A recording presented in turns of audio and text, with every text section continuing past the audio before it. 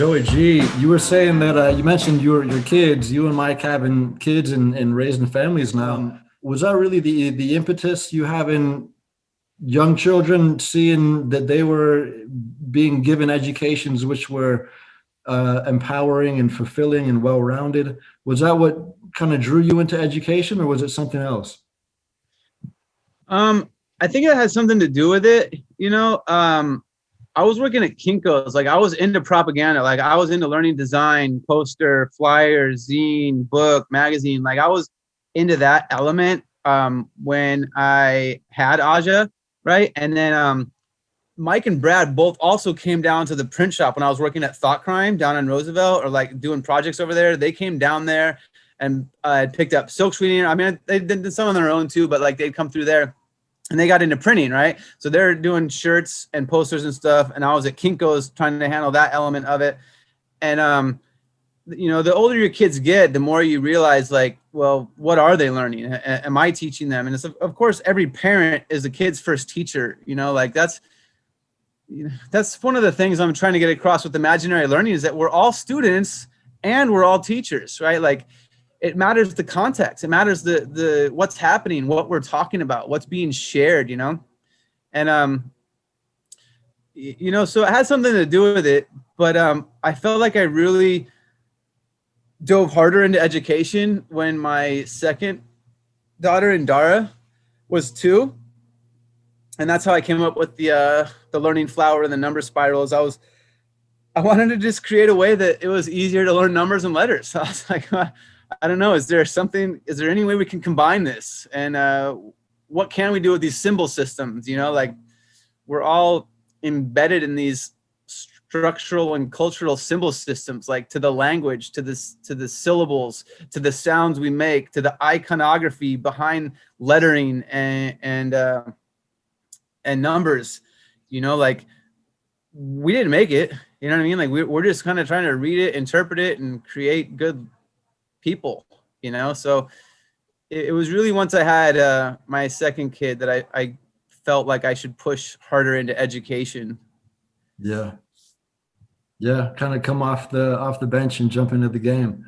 That's what's up. I like that. Joey, you have such great ideas, and I really appreciate the fact that you put your action behind the words and ideas that you have. One great idea which I got to participate in and enjoy was City Capture the Flag. Wonderful idea, genius, because you were saying, hey, look, this city is something that we pay for. Let's use it. Let's use what we're paying for. And surprisingly, the city was okay with it. Tell us more about that idea in particular, a city capture. So that wasn't my idea. Right? Like I got that idea from this other dude, Travis James, who had done that before in Phoenix. Right. And it went well. But what I was doing is I was trying to develop a concept of the city as playground, right? Like we see the city as a business model. We see the city as a place you shop, as a place you buy things at, right? And we're out there, right? We're trying to live lives. And if we're in a city, like what are the other options? Like what if we're not trying to buy something? Are we still city dwellers? Are we still doing something, So I like that. I liked the project, and I think he had taken it from another city that he had done it in. But I liked it, and I thought it could work well. And then I felt like there's this need to be outside. When it's nice out in Phoenix, it's just nice to be outside. And it's like, it's nice to not be just at a bar spending money or at a shop doing something, and it's nice to reimagine the city. There's these other, it kind of harkens back to Guy Debord and these ideas of the DRI, like reinterpreting this city as a different place, as a different landscape than just a shopping center, So I just use that. And I think that's something to point out, is that like, not every idea has to be our own. Like we can take other people's ideas and build on them, reinterpret them and do them. Right. So that's what I did. And it was part of a project that was called City as Playground, where I was trying to do a whole season of outdoor events. One of them was pedestrian bridge soccer. One of them was just kickball in a dirt lot. Right. Man, I'm drawing a blank. There's a few others too. But what I liked about what the model that we did for the city to capture the flag was I made a map of the streets of downtown and I renamed them to indigenous leaders, because I feel like we really have to give more respect to the indigenous cultures and to the fact that they were here first, and that we should celebrate their leadership, right? We could learn a lot if we looked to indigenous leaders. So like I renamed the streets. And also like, you see like Run the Jewels, right? This last album of theirs, they're Dead Presidents, right? Like they said, there's slave owners on your money, right? Like we really have to look at these symbols and say like, what does it matter?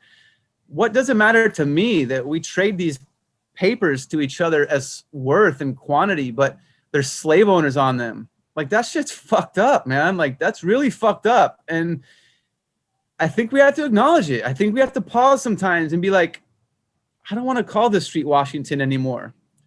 I'm going to call this street Black Elk. You know what I mean? Like I'm going to call this street, who is it? Like Chief Joseph. You know what I'm saying? Like these are the people we should know. These are the people we should celebrate their ideas of. Okay, yeah, you got the forefathers of America. Okay, there's some good stuff to learn there. There is. But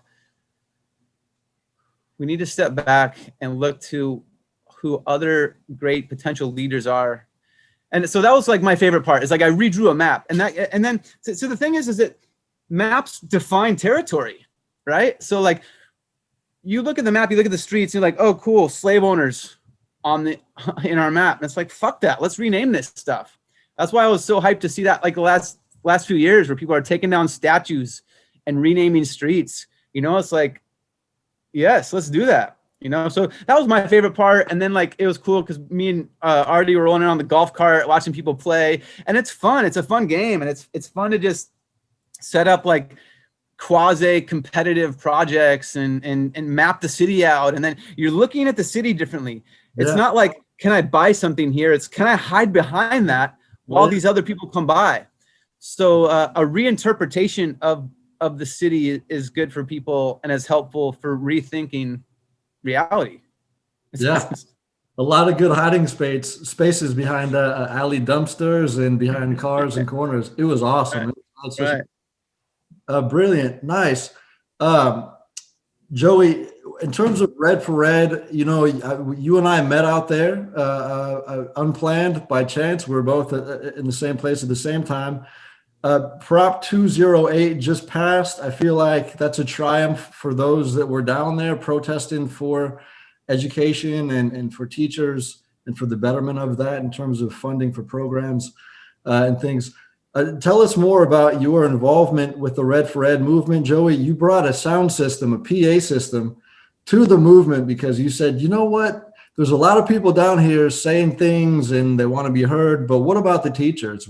How are they feeling? What are they talking about? Tell us more about that, Joey. I mean, yeah. Sorry, man. I feel good to be celebrated, brother. Yeah, Joey. Yeah, you were. This is why we were there, buddy. This is. Yeah. So we were out in the heat. It was over 100 degrees, man, for days. Yeah. So, I mean, teachers are underappreciated, like schooling's not always great, like it's too focused around babysitting hours and administration and policies and money and all that, But I was, it's funny because I made flyers when they were protesting for the schools. I made flyers that said, less schools, more rec centers. Yeah. And I handed them out to teachers, and it was funny because it was a hard read. They're like, wait, are you a teacher? Are you here because of the teachers? And I feel like I was, but I was also just kind of inserting my like leftist anarcho ideas, like I do believe in more rec centers and less schools, but it was a weird moment to say that to them. Yeah. But then it also just felt like there was a space that was being created by people that were protesting. And like the illest part was when people brought music out, right? Like all these music teachers, and it just, man, it felt so powerful. And they're just rallying and they're organizing and they're educators. They're dedicated to learning. And sometimes it just feels like there's a lack of alternate ideas there, and yeah, so I was like, I'm gonna bring a mic and a speaker down there and we'll host an open mic, like I've done that in different places and it's fun. And I just felt like that was an element that was necessary, needed, shared. And no, I was hyped that you were down to participate, right? And we had a few other people participate, and that was powerful. Like those other dudes that got on the mic, right? Like it felt empowering. It's like, where do we hear these voices? We can't always, right? Like we see leadership, and then we see people that organize against that issue or whatever. We don't always hear the every person, the random.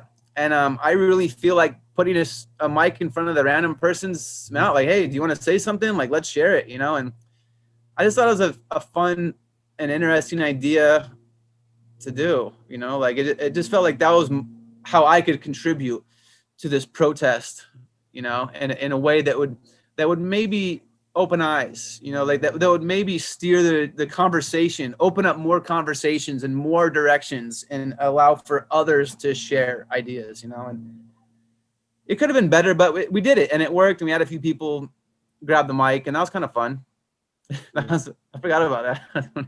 Yeah, I'm getting chills on my arm because I'm thinking about the amount of talent that was on the ground in one place over so many days. I mean, you had the best of the best music teachers there, the best of the best math, English, science, PE, all that, and then some in one place. And the energy was electric.